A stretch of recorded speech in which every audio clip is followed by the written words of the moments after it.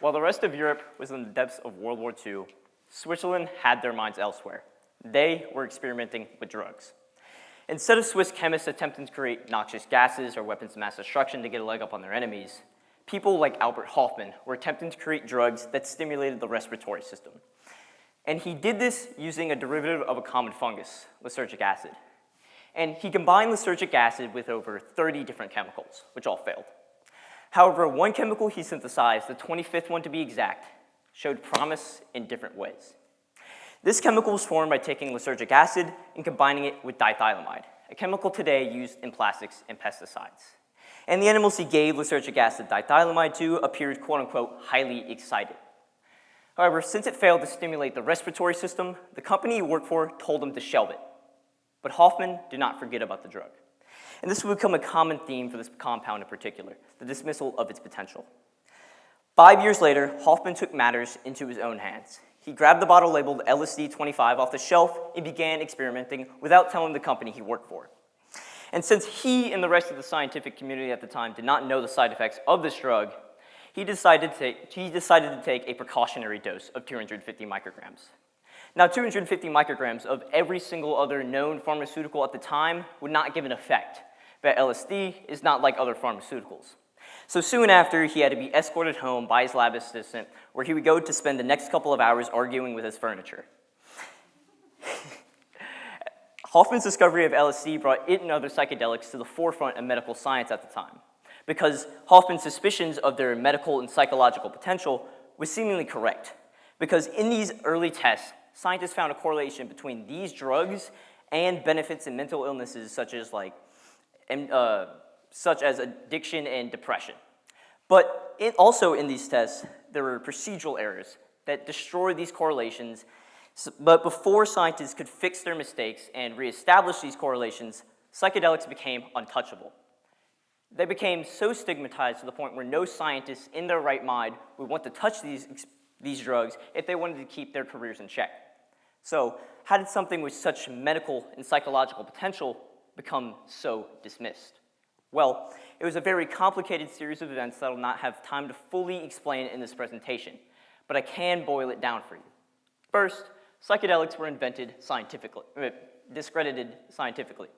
One of the ways this happened was through the unlikable and erratic nature of scientific research leaders that studied psychedelics.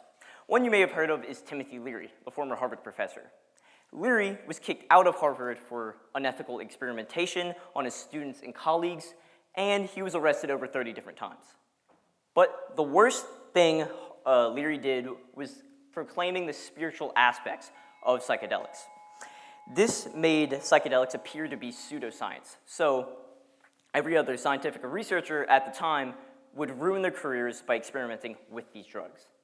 And second of all, scientists around various universities were not the only ones experimenting with psychedelics in the 50s and 60s, because so was the government. However, their ambitions were slightly different. They were attempting to create a brainwashing agent to use on prisoners of war during the Cold War in a series of experiments now known today as MKUltra. And in these experiments, the participants either did not know they would be given psychedelics or were forced to take psychedelics. And as you may expect, things did not turn out so well. These participants were permanently mentally scarred. And this gave the government the false notion that these drugs were way more dangerous than they actually were. It is important to note here that it was mainly the unethical experimentation of the government rather than the drugs they were using that caused these permanent side effects. And if you substitute the psychedelics they were using with many other pharmaceuticals at the time, the same result would occur. And finally, there are major political reasons to stigmatize psychedelics in the 50s and 60s. This was because psychedelics heavily influenced the counterculture movement, which was against the government's main priority at the time, the Vietnam War. In other words, stopping the spread of communism around the globe. And so banning these psychedelics would not only stigmatize this movement, but it would also allow them to be easily arrested, breaking up mass protests. So whether it was a jab at political opponents or a way to cover themselves for unethical experimentation, the government lied. They lied saying psychedelics melt your brain. They lied saying psychedelics induce a murderous rage. They lied about it all. And even after those in the Nixon administration, admitted to lying about the side effects of psychedelics for political gain, the stigma continues to this day. And the result of the government's lies is the current drug classification system in the United States today, with Class 1 being the most dangerous and Class 5 supposedly being the most safe. As you may have guessed, most psychedelics ended up in Class 1. And a Class 1 ranking indicates that a drug has, quote-unquote, no current accepted medical use in the United States and is too dangerous to be experimented with. And psychedelics are considered more dangerous than Class 2 drugs such as fentanyl and meth. And this is important because it immediately stopped the experimentation on psychedelics for almost 50 years, leaving only small, private, underfunded organizations left to do medical psychedelic studies, under heavy restrictions no less. And as I mentioned earlier, since they appeared to be pseudoscience, no scientist in their right mind would actually experiment with these drugs because it would ruin their careers. However, within the last couple of years or so, things have changed for the better, because universities all across the country, such as the ones listed on this screen and many more, have begun doing psychedelic studies again, and the results have been promising. In order to do these studies, scientists team up with therapists, and they work with a group of people with a mental illness, and they split this group into two, one receiving normal therapy with a placebo, and one receiving what is known as psychedelic-assisted therapy, where a patient works with a therapist before, during, and after their psychedelic experience. And they may have multiple of these. And the data from one such study is presented behind me. And this data is not cherry-picked. It represents the larger trend of psychedelic studies done within the last couple of years. And this is that medical psychedelics are incredibly powerful medical tools.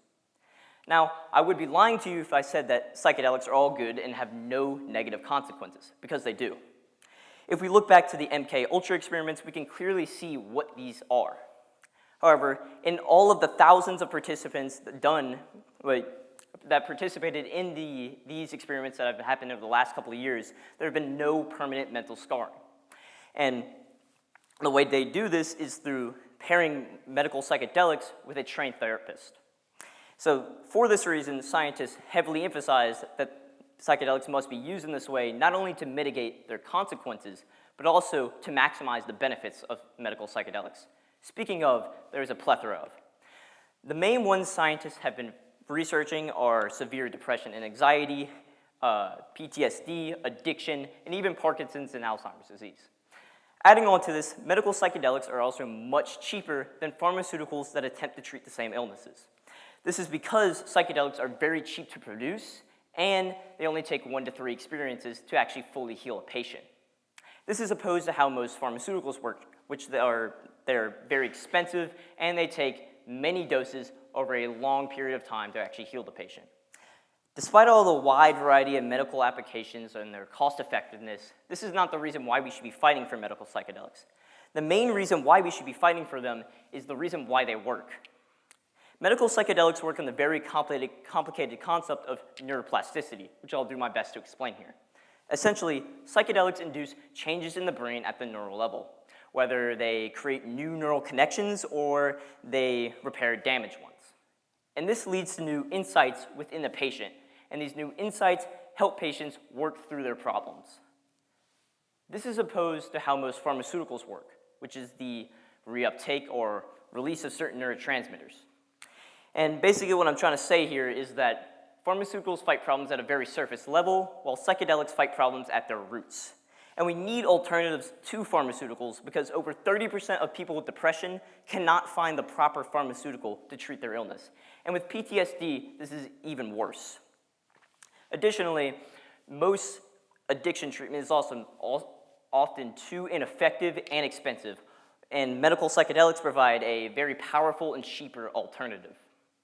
So, what stops millions of Americans from receiving potentially life-saving treatment is the unfair stigmatization placed upon psychedelics from a presidential administration from over 50 years ago. And the only way to reverse this stigma is through the collective change of public opinion.